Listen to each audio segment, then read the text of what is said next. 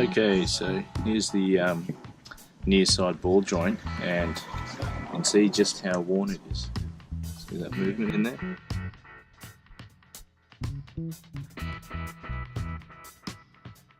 So that's pretty bad. We'll spin that off and change it out.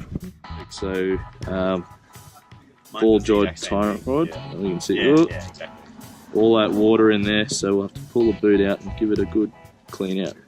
So at the moment the joint's still pretty good, and see the joint's still good, but the grease is starting to get water contaminated. Flush it out, grease it up, and she's apples. Okay, so we've got the joint all nice and clean. We have the boot nice and clean, and a little clamp thing here. So what we'll do is pack it with some molybdenum grease in there.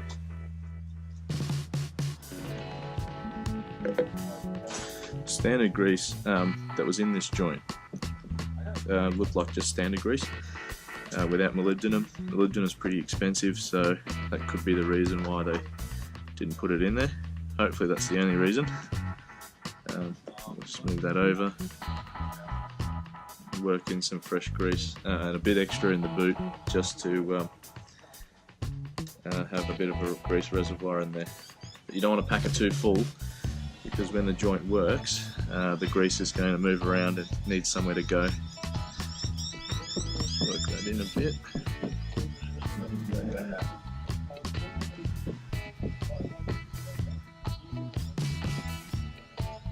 That looks really nicely greased.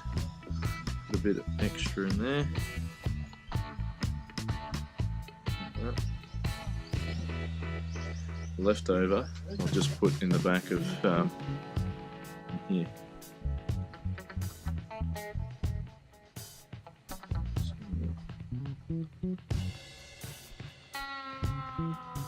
Yeah, so there's a bit of extra grease in there. The joint's nicely greased up, so I'll just, and that's clean there, so I'll slide this down and over. So the reason I'm doing this first before I muck around with it to get the tie rod linkage sorted is just to keep any dirt and stuff out of there. So, ease that over. There we go. That's nicely seated.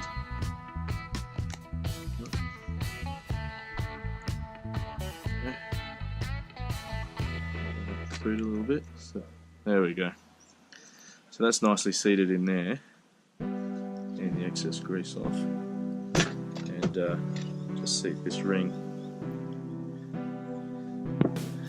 So probably just need to wind the ring on it. Okay, so we have the tie rod link ends out disassembled. So the distance from there to there on the original setup was 223 millimeters, so we'll set the new one up to be the same. The one thing I noticed is this is the new nut. I'll stand it up like that. That's the new nut, and that's the old nut. So the old nut's significantly thicker, so we'll clean up the old nut and use that on the new setup. Okay, so here's our new shaft. So we'll put together the boot kit on, don't forget that. I actually ordered a new one of these, thinking this was hard, but that seems to be how they are. So I'll put it back, save the other one for a rainy day. So we're going to put that on. Here's the clip that's fed on. Here's the screw or the bolt. So line that on.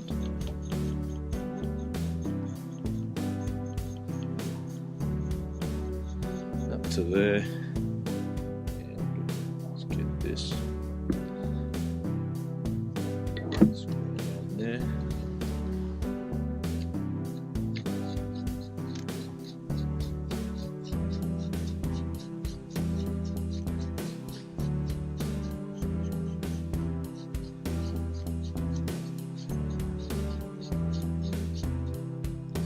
Okay, so your reference dimension from there to there is 223 millimeters. So what we'll do is measure that approximately. Do it this one. 224. Right about there. Let's check that again. 223. Now it's not the most accurate way to measure because you're bending it down over there, but it's ballpark, and we'll get a proper wheel alignment when the time's ready. Okay, so we're slowly getting all the parts left to go on the Prado front end, and you can see this Swaybar link. The boot must have got torn when the tyre was rubbing on there, and it's put a hole in the boot. And you can see as we move it, all the fresh grease appears to be coming out. So I'll have to fix that up and clean the grease out. Looks like it's a little water contaminated as well. So, just like the other one, we'll get the boot off, clean it up, seal up the boot, and put it back. This one's a bit different. You can see there's a stepped washer there. It also looks like it's splined to the shaft. It looks like our ball joint puller fits in there, so we'll use that to tap it out.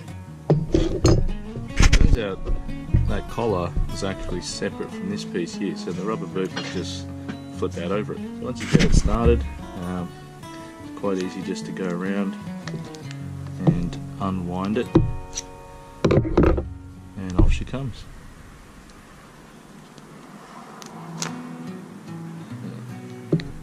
There's the clip, there's the boot. Let's get that boot.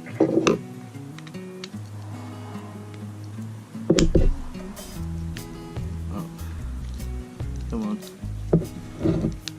Up and over. There we go. Boot up and over. There's the joint. You can see where it's hit, so we'll clean that up, get some fresh grease into there, and happy days. Clean all the grease off. You can actually see just there, see that line there?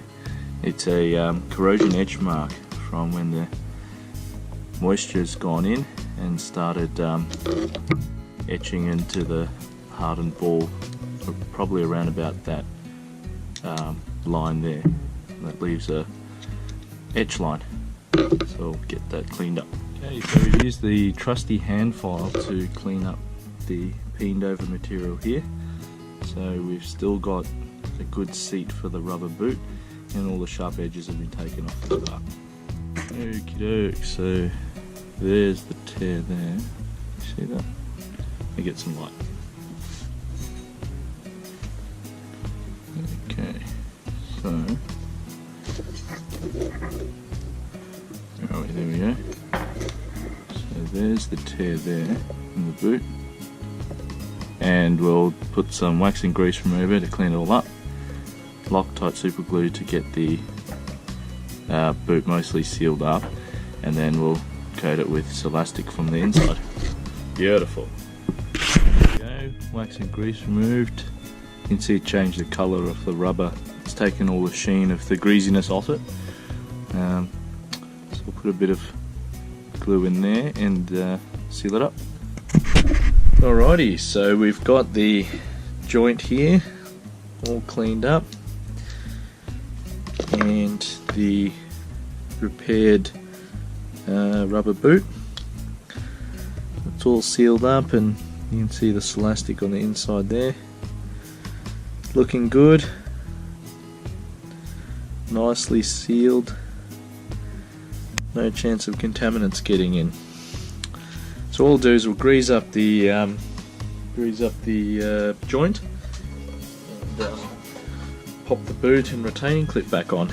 So what we have to grease it with is the molybdenum grease or moly grease, 3% moly in it.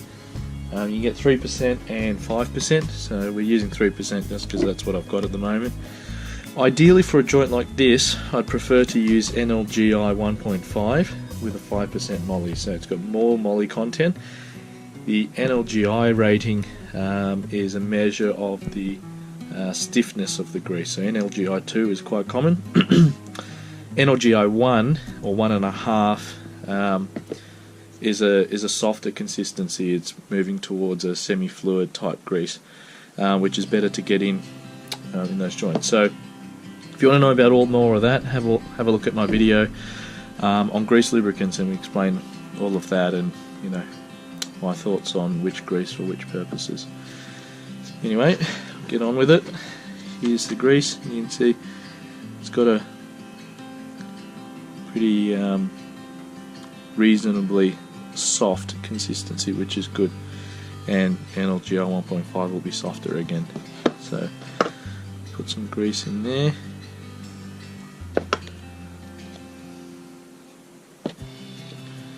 Probably should be wearing gloves for this actually.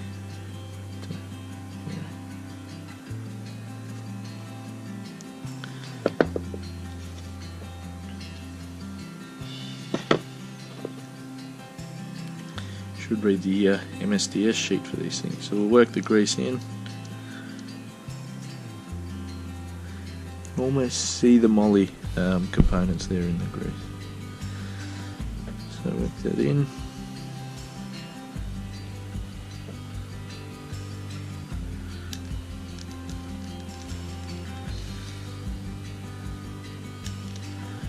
He's thoroughly coated.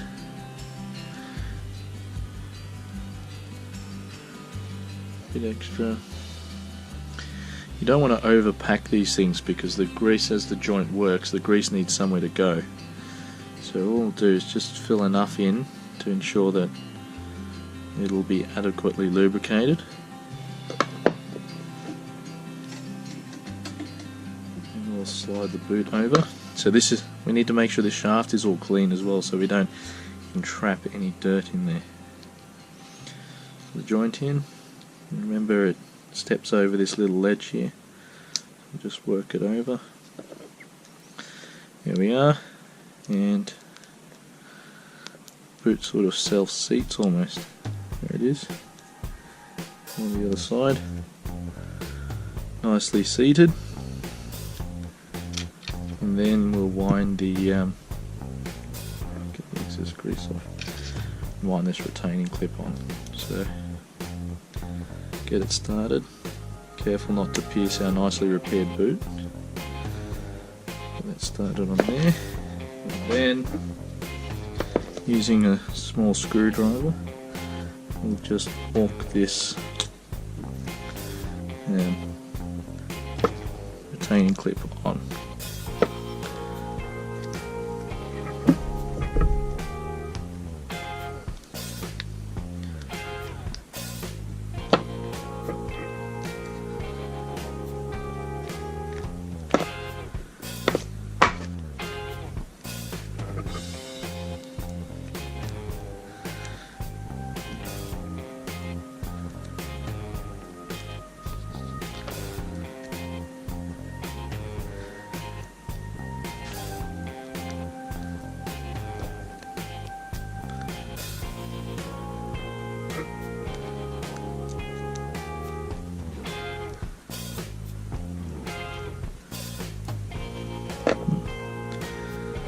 Tricky, but we're getting there.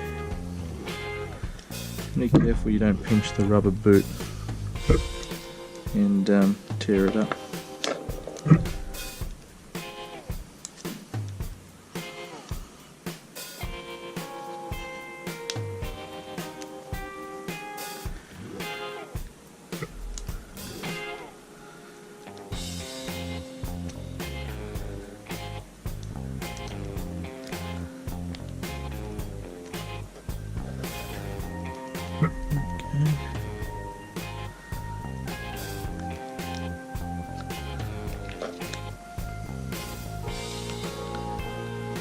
Here it is.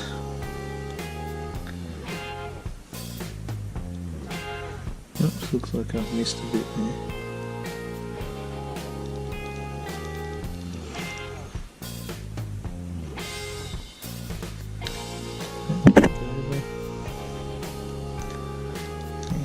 get the clip on the right side.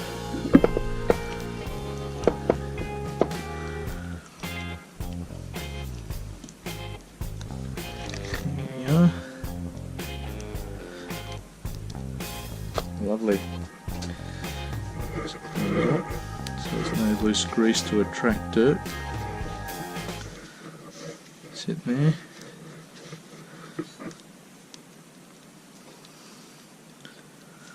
Nicely lubricated.